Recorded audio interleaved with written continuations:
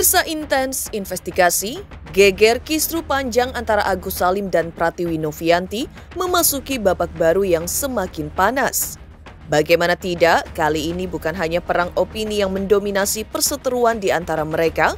Guncangan internal ternyata juga datang dari pihak Novi, yang bayangkan saja dalam rentang waktu kurang dari seminggu setelah Brian Praneda memutuskan untuk mundur sebagai kuasa hukumnya, Novi kembali ditinggalkan oleh praktisi hukum yang mengaku baru ditunjuk oleh Novi sebagai kuasa hukumnya, yaitu Firdaus Oiwobo. Tak ayal langsung saja mengejutkan publik dengan langkah serupa yang baru saja diputuskannya tersebut. Firdaus bahkan tidak tanggung-tanggung dalam mengungkap ada bermacam-macam alasannya mundur. Salah satunya adalah ia mengklaim bahwa sejak awal dirinya merasa tidak dihargai oleh pihak Novi dan selalu dijanjikan pemberian surat kuasa yang tak pernah ditepati. Lantas, seperti apakah kekesalan Firdaus yang diungkapkannya kepada awak media kemarin? Apakah keputusan Firdaus untuk mundur ini juga bisa jadi akan melemahkan posisi Novi di tengah derasnya tekanan dari Agus Salim dan tim kuasa hukumnya? Dan lalu seperti apa pula alasan-alasan di balik Firdaus yang memutuskan untuk mundur dan dirangkumnya dalam 10 poin besar untuk Novi? Benarkah hal ini pula berkaitan dengan Novi yang baru-baru ini pula diceritakan sempat mengunjungi Irjen Pol Purnawirawan Riki Sitohang? Pemirsa, bersama Intens Investigasi, kami hadirkan kabar terkini, terpercaya dan teraktual. Tetapi sebelumnya jangan lupa untuk like, subscribe, dan juga share channel YouTube ini.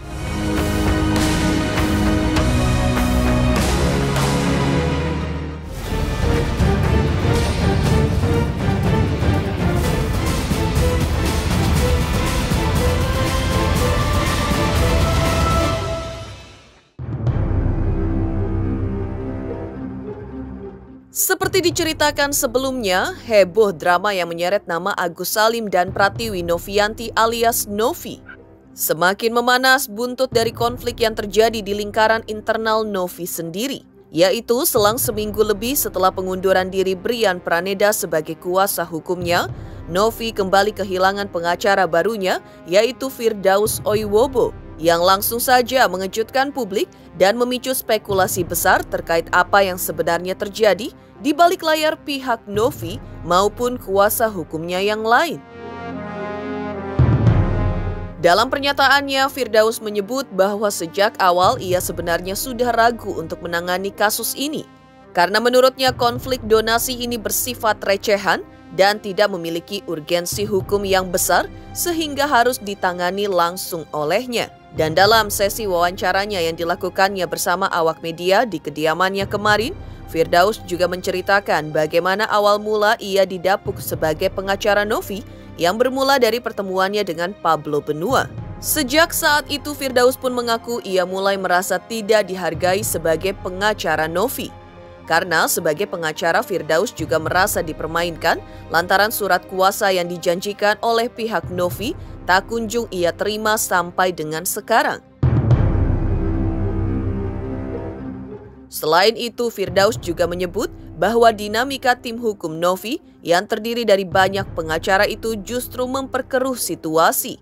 Menurutnya, alih-alih menyelesaikan masalah, beberapa anggota tim lebih sibuk menciptakan panggung untuk diri mereka sendiri. Padahal sebagai bentuk tanggung jawabnya sebagai kuasa hukum Novi saat itu, Firdaus pun sempat mencoba menghubungi Farhad Abbas, kuasa hukum Agus, untuk mendamaikan kedua belah pihak. Namun niat baiknya tidak mendapat sambutan positif dari tim Novi. Firdaus bahkan mengungkapkan bahwa komunikasi dengan Farhad Abbas sempat berjalan baik dan menghasilkan ide damai. Tapi apa daya, ide itu akhirnya tidak diterima oleh semua pihak di tim Novi, sehingga menjadi alasannya untuk mengambil sikap. Kan sebenarnya gue ini kan maunya dari awal, setelah gue bilang beberapa kali, gue maunya dari awal itu bahwa nggak ada lagi tim lawyer lain, ya kan, selain lawyer yang udah ada, kan gitu. Nggak ada lagi tim lawyer lain baru gue mau masuk, kan gitu. Jadi pertama kali gue ke Novi itu sebenarnya gue gak ada niat untuk jadi pengacara Novi. Memang dari awal gue udah gak ada niat sama sekali gitu untuk jadi pengacara Novi. Kenapa gue gak ada niat jadi pengacaranya Novi? Karena gue anggap ini kasus recehan. Gue bilang, Mbak Novi, maaf Mbak Novi, kalau mau make saya sebagai pengacara, saya nggak mau menambah lagi pengacara ya, udah cukup segini aja. Oh ya enggak kok, udah cukup ini aja, ada setara institut, kata dia gitu kan. Oh gitu. Oh ya udah kita sepakat ya, saya media dan buat perdatanya. Oke. Saya minta juga kuasa tertulis besok. Oke, nanti besok dibuatin kan gitu. Akhirnya gue dimasukkanlah ke dalam grup. Nih grupnya si Novi ya. Dalam grup pengacara-pengacara ada 8 orang. Dimasukinlah gue tuh. Di situ ada Gary, ada pengacara, termasuk ada si wartawan 1 orang tadi yang pakai topi-topi terus tuh, anak buahnya Novi. Akhirnya bikinlah video, jadilah video gue yang pakai baju merah itu. Gitu loh. Setelah jadi, ya saya setelah resmi menjadi kuasa hukum Novi. Kan bilang gitu kan. Ini Novinya, ini Gary-nya kan gitu. Dan mereka nggak membantah, gue kuasa hukum dong. Akhirnya gue tunggu besok, Mas Gary tolong ya surat kuasa saya secara tertulis dibikin besok biar saya tanda tangan. Oke bang, ntar saya Bung Jos yang bikin kan gitu. Surat, gue bilang, tolong dong nih surat kuasa gue dicetak. Gue bilang, gue nggak enak nih baru kuasa lisan. Enggak bang, abang main aja nih, surat kuasa lagi dibikin sebagus mungkin kata mereka gitu kan. Besoknya gue tanyain lagi tuh surat kuasa sama si Jos. Kata si Jos, udah kakak kita ketemu. Kata dia gitu kan. Datanglah si Jos ke rumah gue. Datang ke sini. Nah, gue bilang, Jos bagaimana surat kuasa? Ini kakak, ini sedang dibikin surat kuasanya. Gue dalam hati gue di kantor gue kuasa cuma setengah jam doang. Perasaan sama staf gue ini berhari-hari surat kuasa. Udah tenang aja kakak. Kakak pokoknya counter dulu media. Hajar dulu semuanya, tenang aja. Pokoknya beta bikin nanti. Nanti kakak masuk dalam kuasa perdata. Nanti persidangan kita masuk.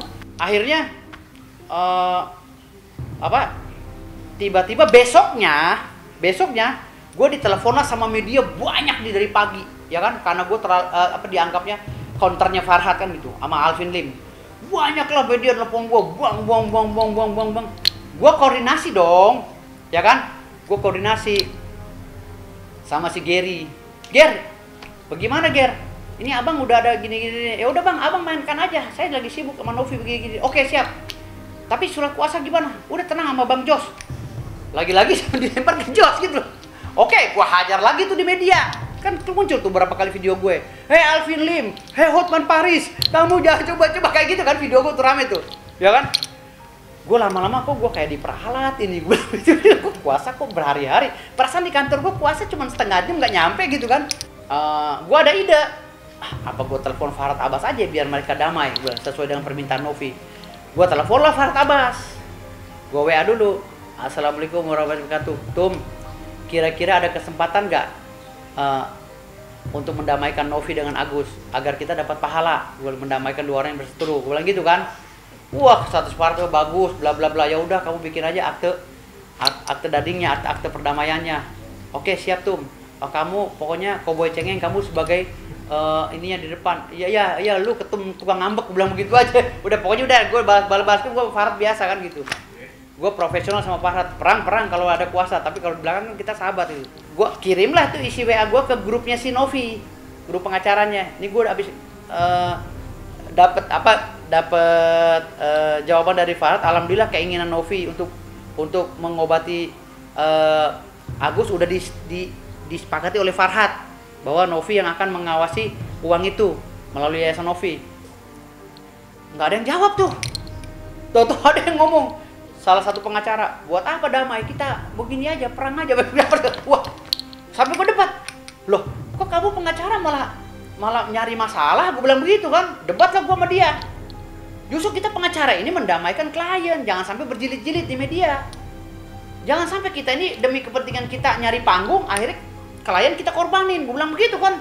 Wah nggak ada, karena Farhad udah begini begitu. Ya capek gue bilang. Itulah yang gue bilang tadi, gue nggak mau banyak kepala tuh itu gitu loh. Karena masalah nggak clear. Kalau ketemu pengacara yang cari panggung, nggak clear pengacara, urusan.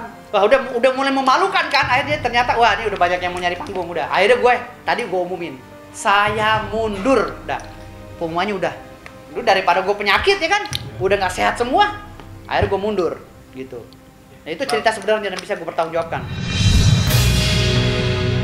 Keputusan Firdaus untuk mundur tentu menambah panjang daftar pengacara yang meninggalkan Novi di tengah konflik ini. Di tengah publik yang kini bertanya-tanya, apakah mundurnya Firdaus akan memperburuk posisi Novi dalam menghadapi ini? Firdaus masih dalam pernyataannya yang sama juga sempat kembali menyatakan jika mundur ia sebagai kuasa hukum Novi juga banyak didominasi oleh hal-hal lainnya. Selain dikarenakan tidak adanya ketidakjelasan statusnya sebagai pengacara, puncaknya Firdaus terkejut saat mengetahui bahwa Novi justru lebih memprioritaskan Irjen Pol Purnawirawan Riki Sitohang sebagai pihak yang dianggap mampu menangani kasus ini. Firdaus dalam pernyataannya juga membawa sederet pelanggaran yang menurutnya dilakukan oleh Pratiwi Novianti alias Novi, dan ia memaparkannya dalam 10 poin pelanggaran seperti diungkapkannya berikut ini. Kepada yang terhormat awak media di seluruh Indonesia, pengumuman pengunduran diri Dr. Kadet Muhammad Firdaus Oyobo SHMH CFL CHC CMK mulai hari Rabu tanggal 4 November 2024 pukul 17.40 WIB. Saya selaku pengacara Pratiwi Novianti alias Novi, pemilik yayasan yang berseteru dengan Agus Salim, mengundurkan diri. Konsul, ya. Saat ini konsultasi, beliau baik banget ya. Baik banget, responnya bagus. Terus kita bukan itu sih kita yang minta waktu beliau ya untuk konsul atas ya mediasi. Gitu kan serangkaian memang sebelumnya Teteh tuh sempat sering memperhatikan statement-statement beliau ya di media, dan memang dari awal Teteh memang mau konsul lah, sebagai beliau tuh kan berpengalaman di bidang penyidikan gitu kan, dan sekarang sebagai advokat tentunya pasti punya pandangan yang relevan untuk perihal ini gitu ya. Belum baru konsul. Kalau konsul kan tetap di Setara Institut ya, masih setara. Tapi untuk kedepannya kita belum tahu lagi. Iya, untuk kedepannya lagi kita sempat ada pembahasan dengan Bapak Jenderal gitu kan, kalau memang aku ada apa-apa, beliau siap turun tangan. Katanya seperti itu. Kalau Novi terjepit, beliau langsung turun gitu. Betul. Baik banget beliau. 1. Saya menganggap Novi dan Gary cari panggung dan star syndrome. Dalam kurung tidak ikhlas mengurus perkara ini dengan serius. 2. Kurang komunikasi antara PH dan klien. 3. Novi sering mencari sensasi dan merasa eksklusif dalam perkara ini, seakan-akan membatasi kasta antara klien dan PH. PH itu penasihat hukum. 4. Novi dan Gary selalu mencari-cari konsultasi hukum dengan pihak-pihak lain tanpa mengindahkan PH yang sudah ada. Novi dan Gary merasa terjalimi sementara mereka sendiri menjalimi PH-nya sendiri. Novi tidak menghargai saya sebagai PH yang sudah mau membantu dirinya secara ikhlas tanpa dibayar karena kita tahu dia dalam keadaan kesulitan ekonomi. 7. Novi dan Gary bertindak seenaknya di dalam mengatur jadwal wawancara media padahal saya yang mendapatkan job media tersebut. 8. Novi tidak pernah memberi saya kuasa tertulis dan hanya kuasa lisan sehingga saya merasa hanya dimanfaatkan untuk diadu domba dengan masyarakat pro Agus di media sosial dan media lainnya. 9.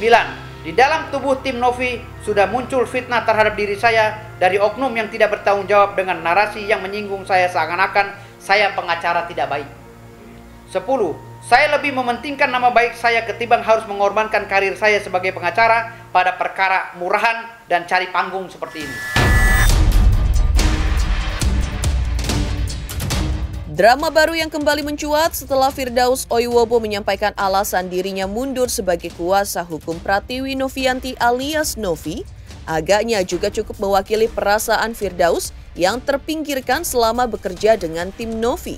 Baginya hal ini tidak hanya soal ketidakjelasan status hukum, tetapi juga soal penghormatan sebagai seorang profesional. Firdaus dengan tegas menyatakan bahwa dia merasa direndahkan selama bekerja dengan pihak Novi.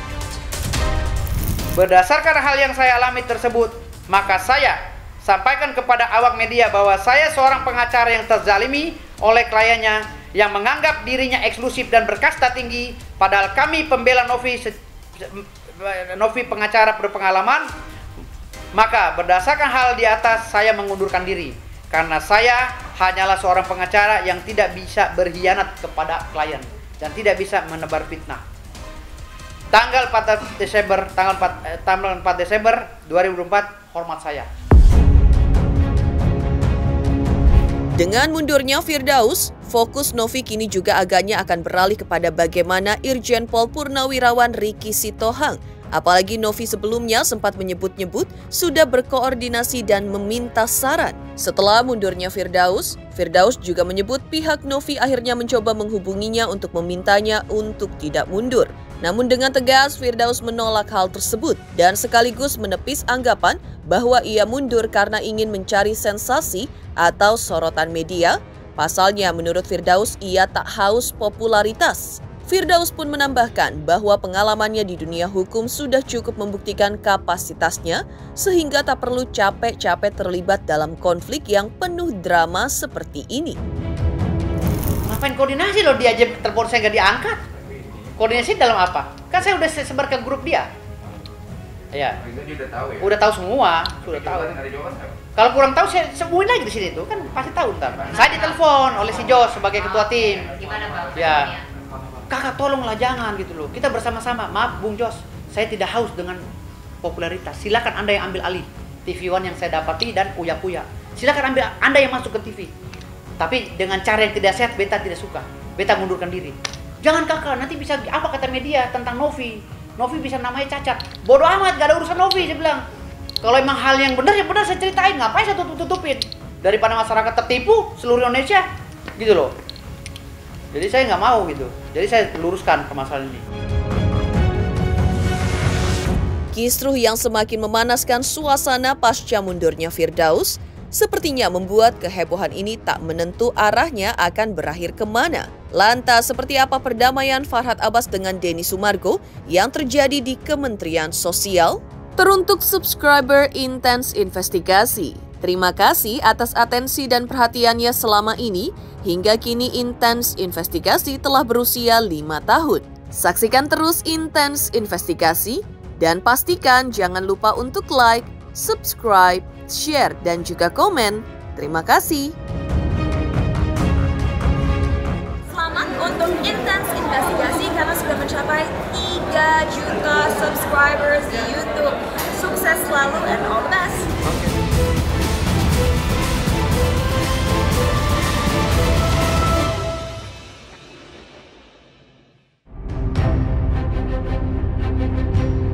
Setelah Firdaus Oiwobo mengundurkan diri sebagai kuasa hukum Novi, di sisi lain ketegangan dalam perseteruan antara Denny Sumargo dan Farhad Abbas akhirnya mereda. Titik balik kisruh panas donasi 1,5 miliar rupiah Agus Salim versus Pratiwi Novianti terjadi tadi malam ketika Farhad Abbas dengan Denny Sumargo di hadapan Menteri Sosial Saifullah Yusuf dan Wakil Menteri Sosial, pejabat Kementerian Sosial, serta pengusaha Yusuf Hamka. Lantas pada pertemuan tersebut berujung terjadinya perdamaian antara Farhad Abbas dan Denny Sumargo dengan saling berjabat tangan yang selama ini tentu saja ditunggu-tunggu oleh kedua belah pihak. Menurut Farhad Abbas, pertemuan dirinya dengan Denny Sumargo tentang persoalan Agus dalam waktu dekat ini dapat diselesaikan karena adanya peran Departemen Sosial. Dengan masalah yang dibesar-besarkan akan menjadi menurut kata Einstein, orang kecil yang menganggap masalah itu kecil besar, dan orang besar menganggap masalah besar itu kecil. Farhad Abbas dengan keringanan hatinya juga meminta maaf kepada Denny Sumargo beserta istrinya. Farhad menegaskan tidak akan melihat masa lalu lagi dan melihat ke depan dengan keinginan Agus sembuh.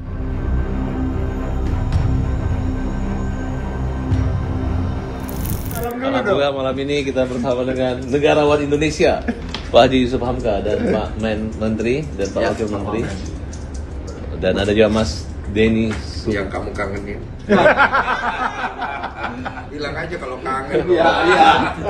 Iya, enak. Saya kangennya sama Deddy Kobuser aja lah. Terima kasih, semoga apa yang terjadi hari ini adalah, saya nggak bicara masa lalu lagi, tapi sama-sama masa depan. Membangun bangsa. Nah, itu. Indonesia emas itu bukan emas batangan, tapi masa depan Indonesia. Nanti kita olahraga bareng Mas. Amin, terima kasih.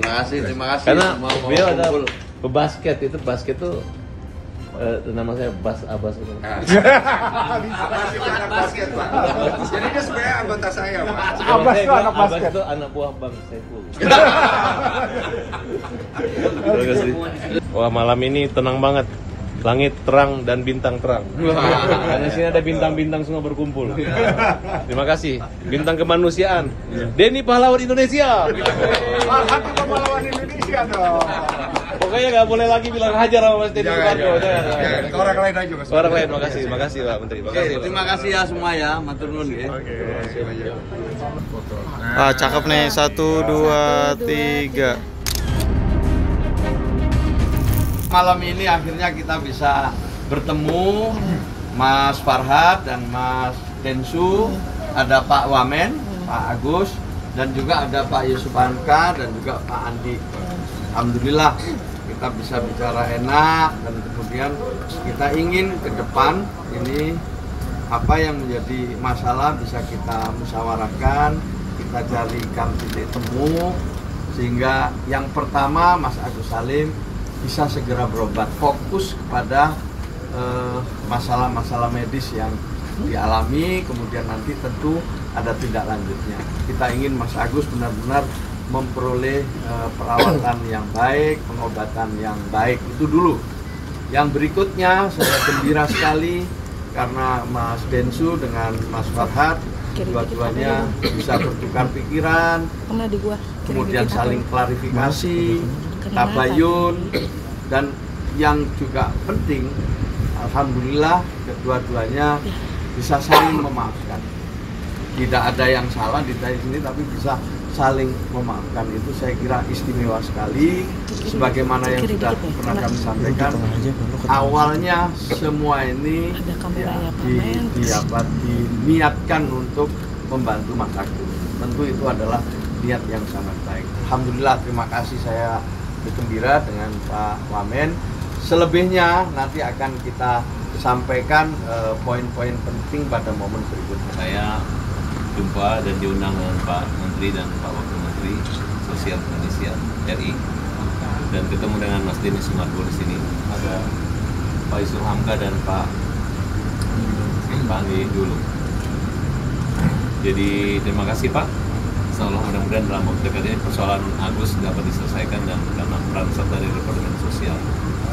Pesan Pak Menteri saya, jangan cari masalah, cari musalah aja. Itu dengan keringanan hati saya, ya kami saling memaafkan lah gitu. Karena saya katakan bahwa saya ingin lihat masa depan. Saya ingin Agus sembuh. Saya ingin para donatur itu bawa uangnya nggak kemana-mana, tapi semata-mata untuk membantu orang yang susah, membantu kaum yang lemah. Setali tiga uang dengan Farhad Abbas, menurut Denny Sumargo, dirinya ingin menyelesaikan permasalahan ini kepada inti perkaranya. Dirinya tidak mau kalau permasalahan ini agar tidak menjalar kemana-mana lagi.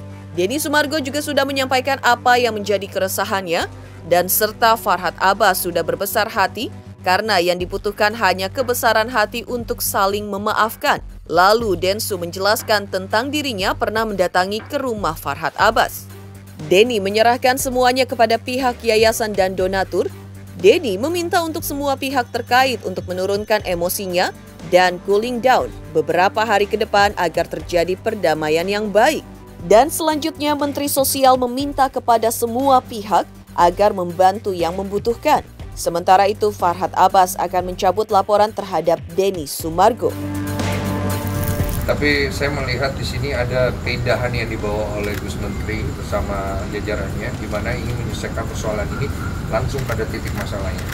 Jadi jangan sampai permasalahan ini kemana-mana lagi, dan saya juga pribadi sudah menyampaikan ke Mas Farhad tadi mengenai apa yang menjadi keresahan saya, dan beliau juga sangat berbesar hati. Terima kasih banyak Mas Farhad, karena yang kita butuhkan itu sekarang, kebesaran hati kita untuk saling memaafkan. Dan saya pribadi juga minta maaf apabila ada sikap saya menyinggung, terutama saat saya nyamperi ke rumah. Iya, kalau saya pribadi memang ini yang harus dijalankan. Dari awal saya udah bilang sama Mas Farhad juga. Cuma kan terjadi ada konflik pribadi antara saya dan beliau. Tapi beliau juga sudah menyampaikan tadi pengertiannya dan juga permintaan maafnya. Dia juga menyampaikan kepada untuk istri dan keluarga saya respect.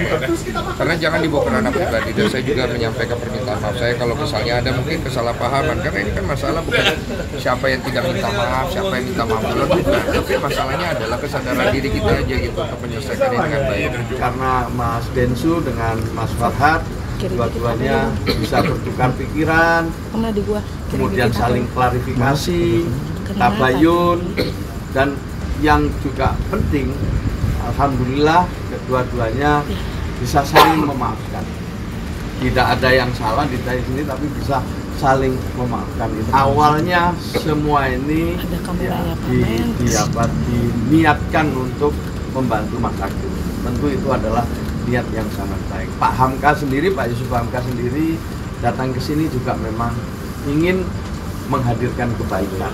Pak Andi sebagai sesepuh mau susah payah meluangkan waktu siang malam juga ingin kedua pihak ini bisa bertemu dan menyelesaikan dengan baik pula. Ke depan saya ingin minta bantuan Mas Denny Sumarso, Mas Farhad dan semua pihak yang ingin membantu saudara-saudara kita yang lain.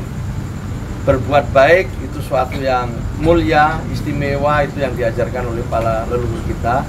Tetapi ya, mengumpulkan donasi memerlukan kesediaan kita untuk mengikuti aturan-aturan yang ada. Ya, jadi saya ingin nanti dengan peristiwa ini ada satu pembelajaran buat kita. Dan nanti saya minta Mas Denny Sumarso untuk ikut mensosialisasikan segala ketentuan-ketentuan yang dimiliki oleh pemerintah, khususnya dalam hal ini adalah Kementerian Sosial. Di Kementerian Sosial banyak sekali ya sasaran-sasaran penerima manfaat kita yang memerlukan dukungan bantuan dari semua pihak. Maka kerjasama, kolaborasi itu sungguh sangat kami butuhkan. Matur nuwun. Terima kasih, kita nanti akan ketemu lagi dalam mungkin seminggu ke depan lah ya, dengan semua pihak ya, nanti mungkin Pak Novi, Mas Agus Salim, semua kita ajak, kemudian di situ kita akan sampaikan poin-poin tambahannya. Saya kira cukup ya, terima kasih ya. Punten Pak. Ada tambahan? Donatur boleh nanti Pak juga. Oh iya, nanti yang mewakili donatur akan kita coba yang mewakili. Nanti saya bicara sampai. Ya, nanti diminta. Dan semua laporan pasti akan kita cabut yang terkait dengan Mas Denny. Denny juga harus cabut. Tunggu dulu, ini terkait saya Novi bagaimana? Ayo dong. Ini ini saya Novi. Saya sayang kamu juga. Semua harus cabut. Semua saya. Yang terkait Agus juga kita cabut. Oke. Oke. Berarti artinya semuanya ya Bang ya? Oke, damai berarti ya Bang. Pokoknya kita nggak mau cubit-cubitan, maunya cabut-cabutan.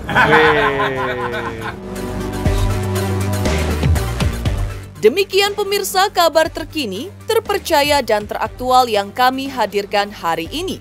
Saksikan terus Intens Investigasi setiap hari Senin sampai dengan Jumat tayang 5 kali sehari, pada Sabtu tayang 3 kali sehari, yaitu pada pukul 11 siang, 12 siang, 3 sore, 5 sore, dan 6 sore tentunya hanya di YouTube channel. Dan pastikan jangan lupa untuk like, subscribe, share, dan juga komen channel Intens Investigasi.